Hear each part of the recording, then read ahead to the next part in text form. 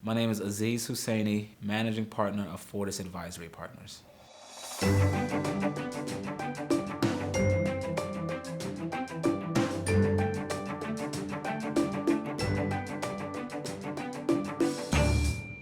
50 to 60% of businesses fail in the first 5 years, maybe even higher than that, something like that. And the average entrepreneur needs 2 to 3 failed businesses in order to find the right one.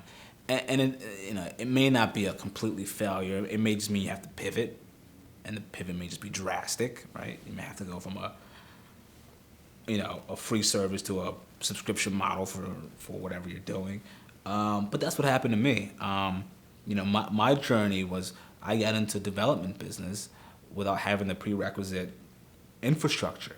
Not that I didn't have the buildings, but I didn't have the capital. I didn't have the team, and so I learned a lot of things out of that. I learned, hey, I don't never want to be in that position again.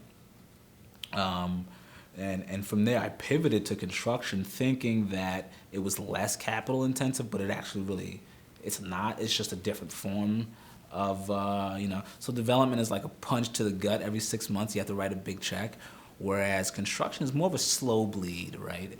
So construction, you have to have the team in place. You have to have somebody on site. You have to have somebody in the office. You have to pay for gas. All these things you don't have to do in development.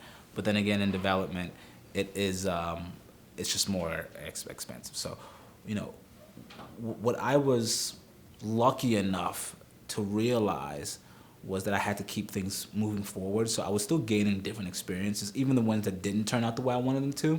I moved on and pivoted and did something relatively quickly. I never really sulked much on what didn't go the way I wanted to. I extrapolated what did go right, and I'll sulk for 24 hours, and then the sun comes up the next day, and then I moved on and tried to figure out, okay, how do I do this better? And I just got to a point where I had garnered enough experiences and enough contacts that I wanted to, I'd learned enough that I had to find a business model. And I credit my kids for this, because when my kids were born, I was like, oh my God, I need to figure out a way to have some stability. So I figured out that advisory is the way to go, and it's worked out really well.